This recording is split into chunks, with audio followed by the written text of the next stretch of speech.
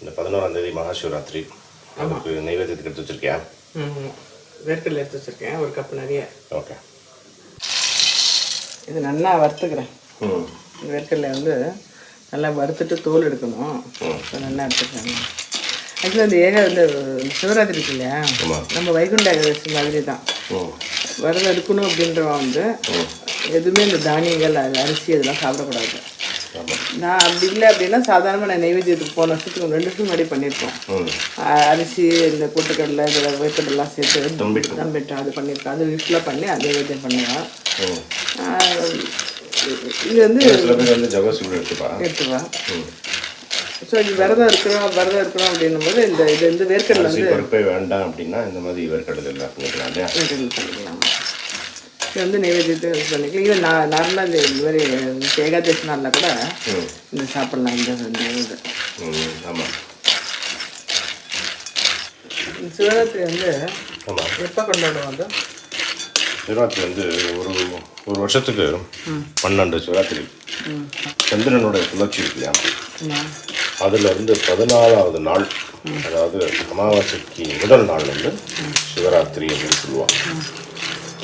அதில் வந்து இந்த மாசி மாதத்தில், அதாவது பிப்ரவரி மார்ச்சில் வர அந்த மாசி மாதம் இருக்கு இல்லையா, அதில் வர்ற ராத்திரி வந்து சிவராத்திரி வந்து மகா சிவராத்திரி அப்படின்னு சொல்லுவோம். இது வந்து சிவன் வந்து அருள் கொடுக்குற இரவு அப்படின்னு அர்த்தம்.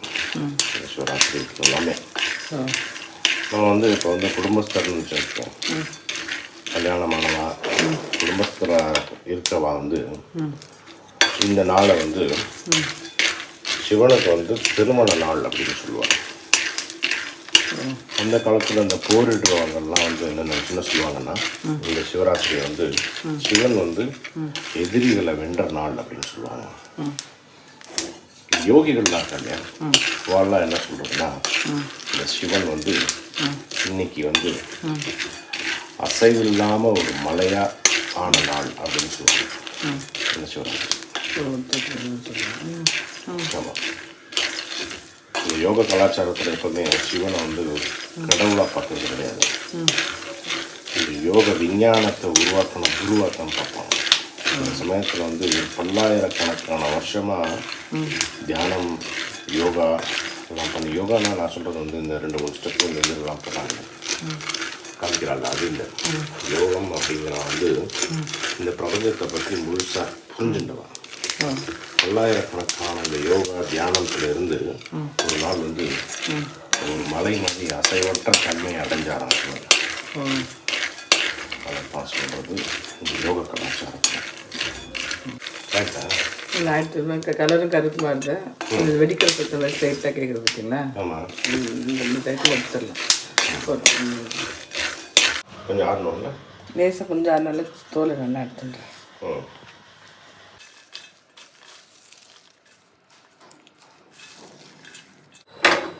தோல் எடுக்கிறது கொஞ்சம் கஷ்டம் இல்லை? இல்லை நல்லா வறுத்துன்னு வச்சுங்களேன், தொட்டோடனே போய்ட்டு நல்லா கையால் இது பண்ணிவிட்டு இப்படி இந்த இதை வந்து இப்படி படைக்கிற மாதிரி பண்ணலாம். வருது பார்த்தீங்களா, இது பண்ணலாம். அப்படி இல்லைன்னா இந்த மாதிரி இது இருக்கு பாருங்க, இந்த இது இருக்கு இல்லையா, அதில் போட்டால் கூட இந்த இதெல்லாம் அந்த தோல் எல்லாம் வந்துடும்.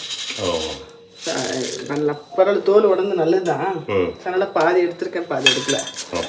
வெல்லம் வந்து நம்ம எவ்வளோ எடுத்துருக்கோமோ அதில் வந்து 3/4. இது வந்து கொஞ்சம் அடுப்பில் வச்சு கரைய வச்சுக்கிறேன். ரொம்ப ஜலம் ஜாஸ்தி வேண்டாம், துளியோண்டு ஜலம் விட்டுருக்கேன்.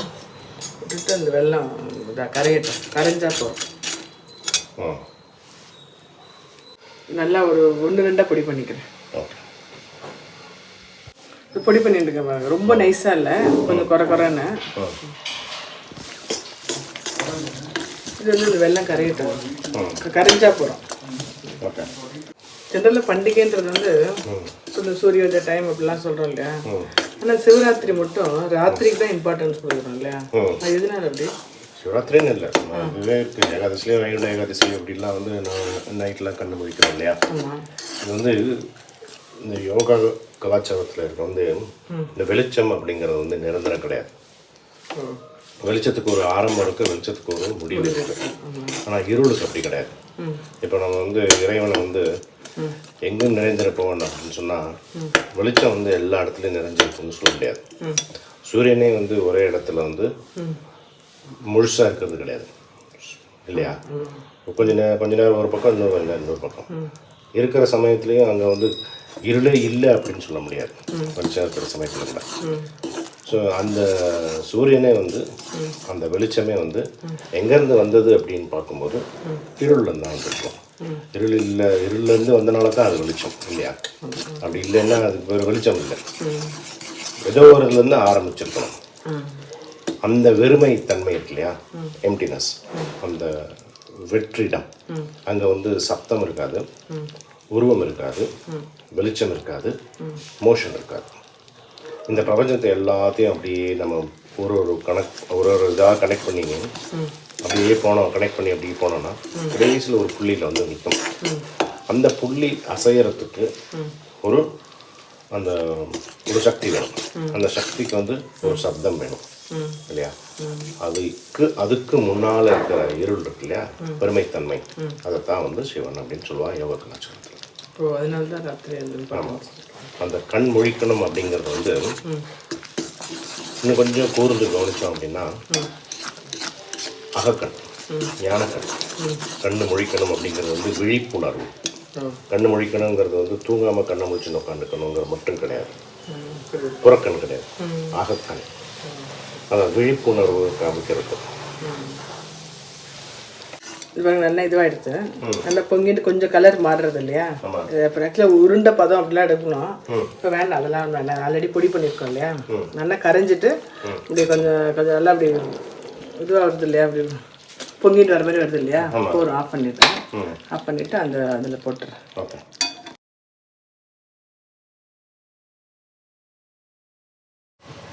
இப்படி நல்லா வெள்ளத்தை போட்டுட்டு நல்லா அப்படியே கலையிலேருந்து விட்டுடணும். ஆமாம், கலையிட்டு அப்படியே பிடிச்சிட வேண்டியது. சூடு இருக்கு, அதை கொஞ்சம் இப்படி பண்ணுறதுனால அது தான் பெரிய பாத்திரத்தை மாற்றினேன். இப்படி மாற்றும் போது கொஞ்சம் சூடு இதாகிடும்.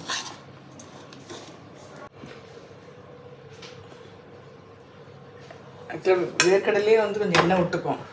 இந்த நெய்யெல்லாம் அவசியம் இல்லை. இப்போ நெய்வேத்தியம் வேறு கொஞ்சம் நல்லா இருக்கும், வாசனையாக இருக்குன்றதுக்காக விடுறேன்.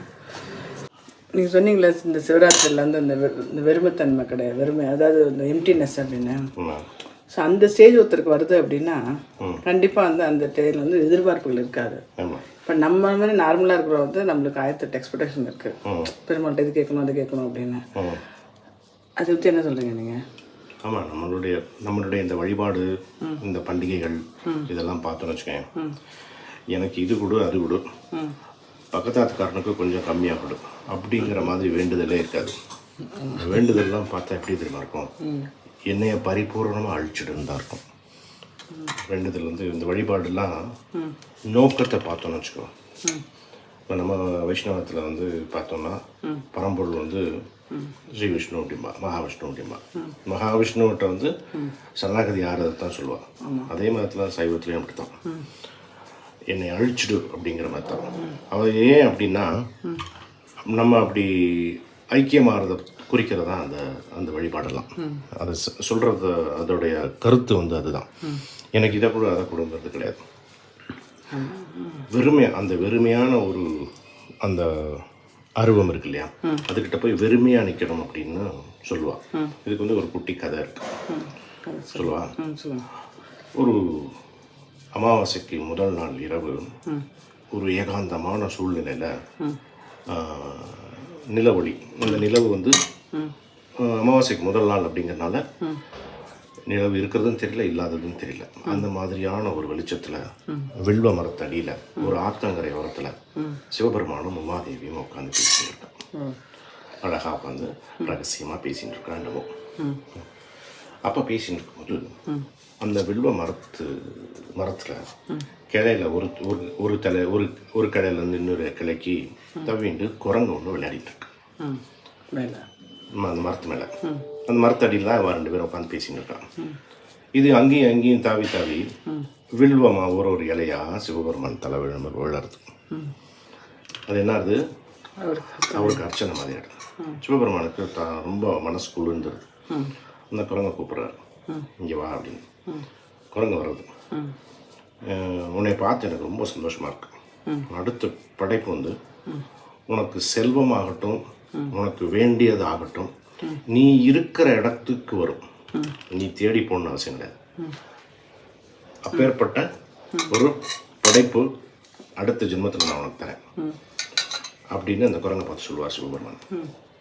நான் மனசு குளிர்ந்து ஒரு இதுக்கு கொடுக்குறாரு அந்த குரங்குக்கு. அந்த குரங்கு வந்து ஒரு சலனம் இல்லாமல் சும்மா அது பாட்டு சிவபெருமான் காலடியில் அப்படியே காலை பிடிச்சின்னு நின்றுட்டே இருக்கணும். சிவபெருமானுக்கு ஆச்சரியமாக இருக்கும். நான் இப்பேற்பட்ட வரத்தை கொடுத்துருக்கேன், சும்மா நிற்கிறியே அப்படின்னு கேட்பேன். அப்போது குரங்கு சொல்லுமா, எனக்கு அதெல்லாம் தெரியாது, நாளைக்கு என்ன நடக்க போகுது, நான் மிகப்பெரிய சக்கரவர்த்தி ஆக போகிறேன், நினச்சதெல்லாம் கிடைக்கும் அப்படிங்கிறது தெரியாது. இப்போதைக்கு நீங்கள் 2 பேரும் இந்த மரத்தடியில் உட்காந்துட்டு நான் உங்களை பார்த்து எனக்கு சந்தோஷத்தில் நான் மரத்தில் விளையாடுவேன், அதுதான் எனக்கு பிடிச்சிருக்கு, வேறு ஒன்றும் வேண்டாம் அப்படின்னு சொல்லித்தான் அந்த குரங்கு.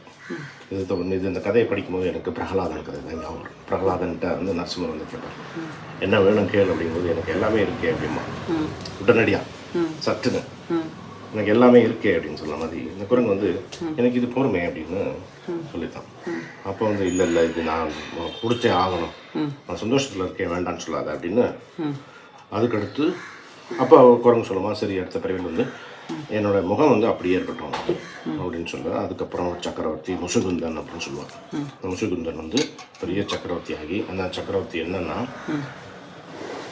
சூரபத்மன் சூரசம்ஹாரம் நடக்கும், முருகன் சூரசம்ஹாரம் நடந்து கல்யாணம் தெய்வானையோட கல்யாணம் நடக்கும்போது முதல் பத்திரிக்கை யாருக்கு கொடுக்கணும் அப்படிங்கும்போது முருகனுக்கு வந்து இந்த முசுகுந்தன் ஞாபகம் தான் வந்துதான். அப்பேற்பட்ட மரியாதை சமூகத்தில் அந்த முசுகுந்தனுக்கு. அதே மாதிரி தேவேந்திரன் வந்து ஒரு சமயத்தில் ஒரு பெரிய போரில் வந்து முசுகுந்தனை தான் துணைக்கு அழைச்சின்னு போவான். முசுகுந்தன் அந்த தேவேந்திரனோட போரிட்டு அவனுக்கு உறுதுணையாக இருந்து கடைசியில் வெற்றி பெற்றுவாங்க. அப்போது தேவேந்திரன் கேட்பான், அவனுக்கு என்ன வேணும் கேளு அப்படின்னு. அவர்கிட்ட வந்து இந்த ஒரு சின்ன விக்கிரகம் இருக்கும், அந்த விக்கிரகத்தை கேட்பான் அந்த முசுகுந்தன்.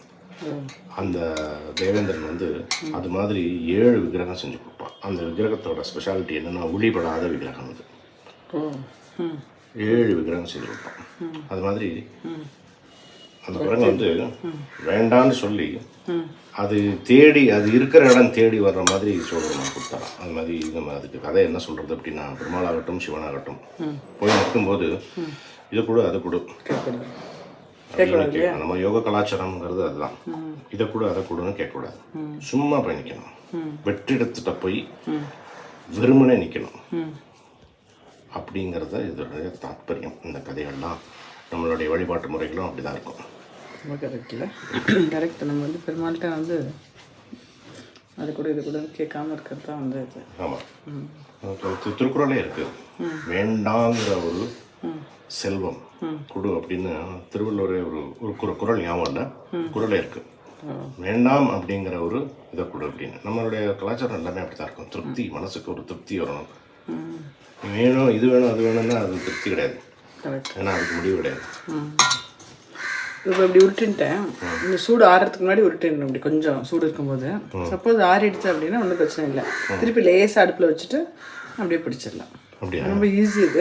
இது என்னன்னா அந்த தானியத்தில் சேராது வேர்க்கடலை, அதனால வந்து இதை நைவேத்தியம் பண்ணிட்டு விரதம் இருக்கிறவங்க வந்து இதை சாப்பிடலாம். இது ஏகாதசி வரத்துக்கும் எடுத்துக்கலாம், ஏகாதசி வரத்துக்கும் எடுத்துக்கலாம், திருவண்ணாமலை எடுத்துக்கலாம், சிவராத்திரி இது எல்லாத்துக்கும் எடுத்துக்கலாம். தம்பிட்டு அப்படிங்கிறது வந்து அரிசி போட்டு. ஆமாம், தம்பிட்டுன்றது வந்து அரிசி சேர்ப்பேன். பட் வந்து அரிசி சேர்க்கக்கூடாது அப்படின்றதுனால இந்த மாதிரி இப்படி பண்ணுறேன். வேர்க்கடலை உண்டா? Super, thank you. வளமாக வாழ்க்கை.